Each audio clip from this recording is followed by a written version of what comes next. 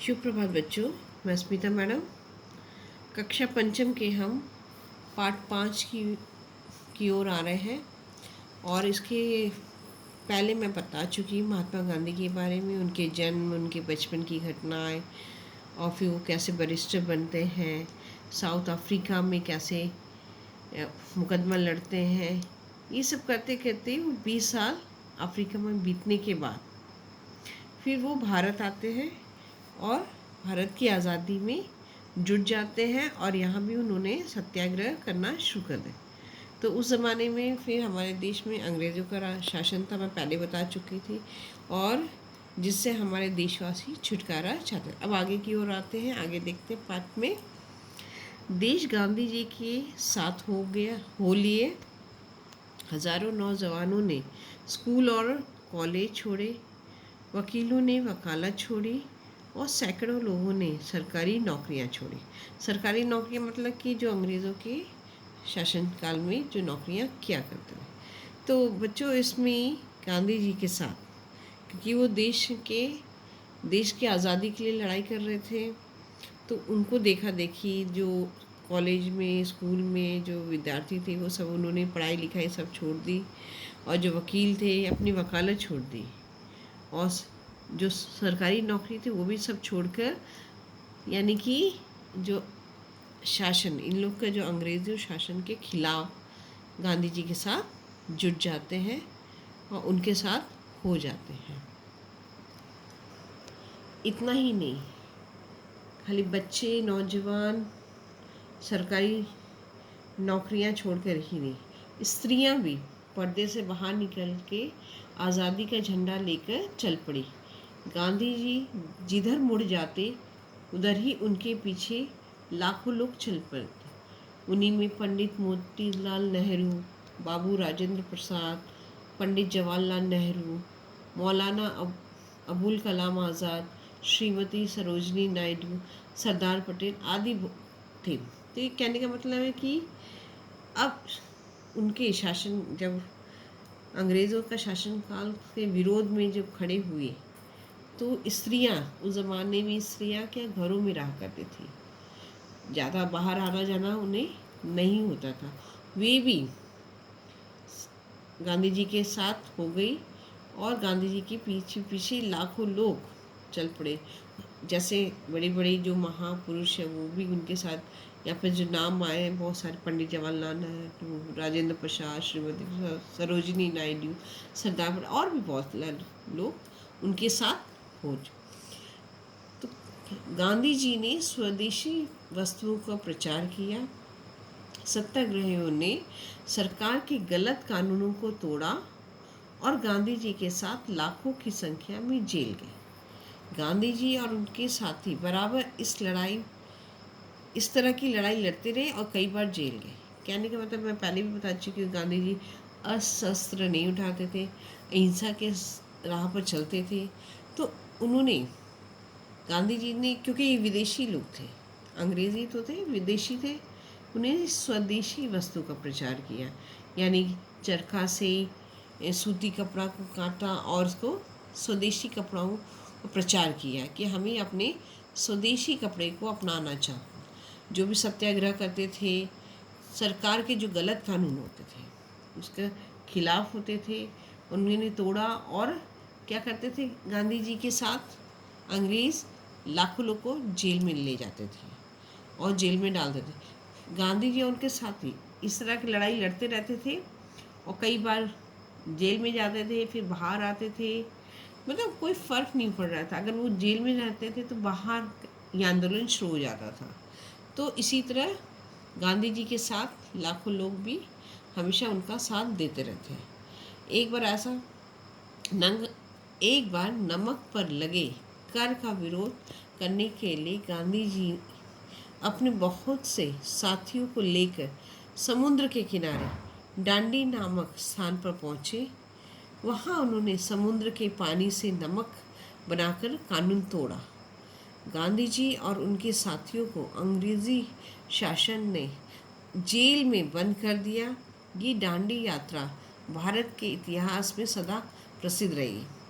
कहने का मतलब कि समुद्र, जो हमारे देश में जो समुद्र से नमक उत्पादन होता था, तो हमारे देश का नमक पर ही टैक्स लगता था, हमारे देशवासियों पर टैक्स लगाते थे।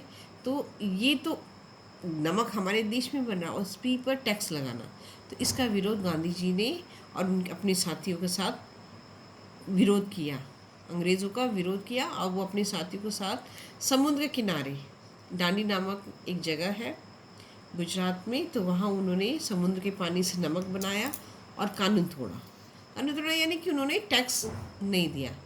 तो फिर गांधी जी और उनके साथियों ने को अंग्रेज़ी शासन के फिर जेल में बंद कर दिया गया। और फिर दांडी यात्रा भारत के इतिहास के नाम से सदा प्रसिद्ध। फिर उन्होंने दांडी यात्रा यानी कि पैदल चलकर, और ये हमारे इतिहास यानी हिस्ट्री में उनका नाम हमेशा प्रसिद्ध रहा।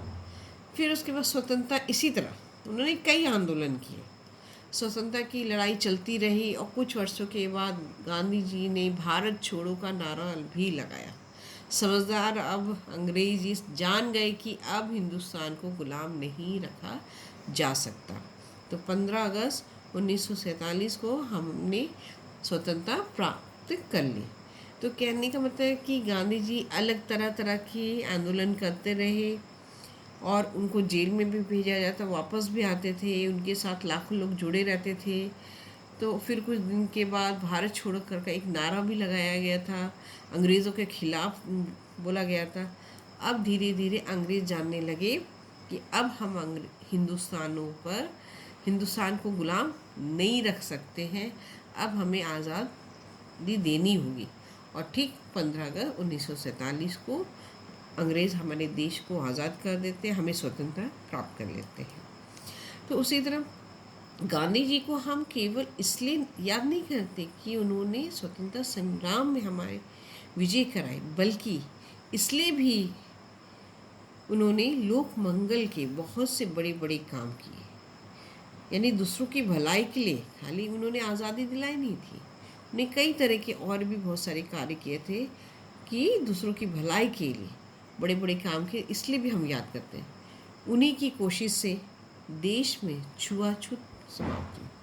पहले उस ज़माने में छुआछूत हुआ करता था, ब्राह्मणों हैं, फिर ये जाति है, वो जाति है, निम्न जाति को मंदिर में नहीं जाए दिया जाता था, उन्हें आगे नहीं आने दिया जाता था, उनसे दूरी बना के लोग रहते थे।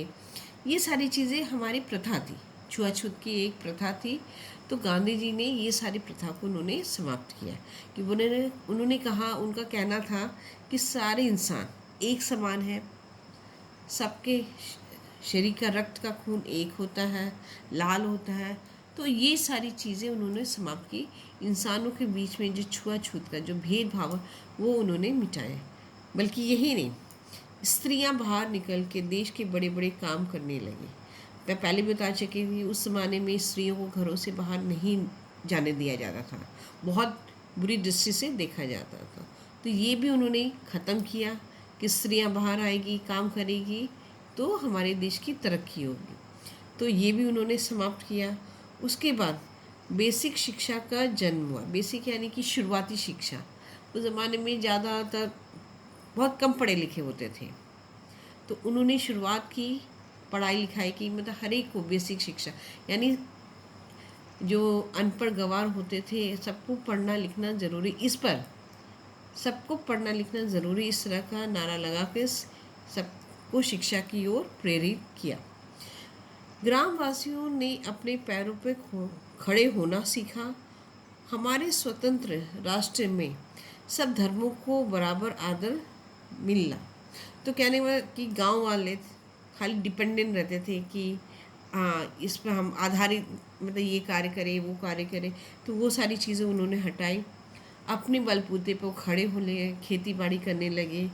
और यही नहीं, उन्होंने पूरे राष्ट्र के लिए सारे धर्मों को एक बराबर आदर दिया, यानी सारे धर्म हमारे एक समान हैं, कोई धर्म आगे, कोई धर्म छोटा, कोई धर्म बड़ा, इस तरह के सबको मिटा दिया और सबको एक तरह का सम्मान आदर मिलना शुरू हुआ।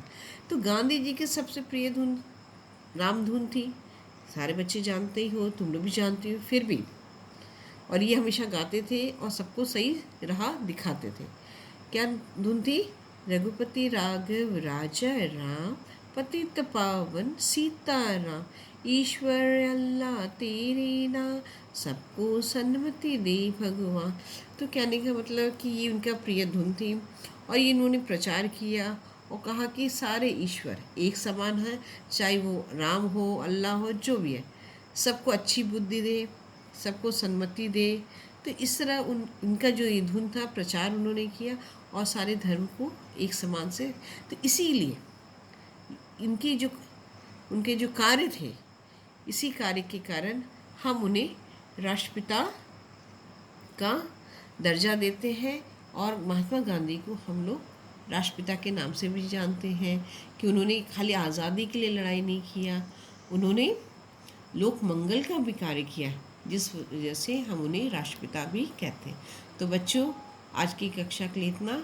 और बच्चों, इसमें तुम लोग के गृह कार्य के लिए मैं बता देती हूँ, तो कठिन शब्द और शब्दार्थ आप लोग लिख लेंगे।